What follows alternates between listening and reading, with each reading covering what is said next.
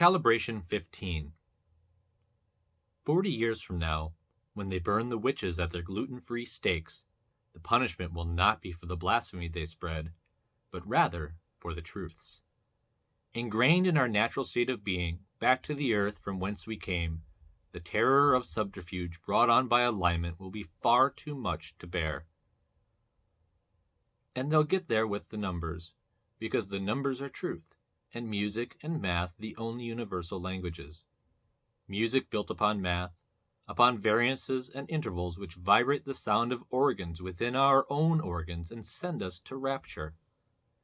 Sing out, stamp feet, crush the dust of yesterday between your fat toes as it mixes with sweat and rain and becomes the mud from which we may fashion new masks. The space above us is space, but not the empty kind of space one yearns to surround themselves in their bubble of safe distance in societal games. Rather, space is anything but empty. Billions upon billions of bits and pieces called stars and planets and comets and galaxies, all there hovering above us and below us, engulfing the tiny little speck of dirt and stone and DNA we call home. If it were not for the space within space, we'd be crushed, and perhaps we are. Crushed and jellied, unable to expand to the potential of which our true destiny promises.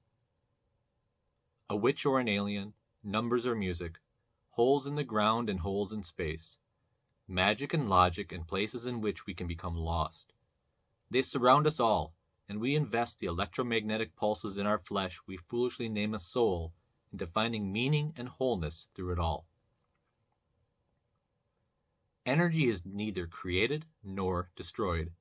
It is a song that never ends. Blackspire granted no gifts but panic and grief, gifts which I would gladly return had I the receipt. Found, but unacknowledged, unwanted.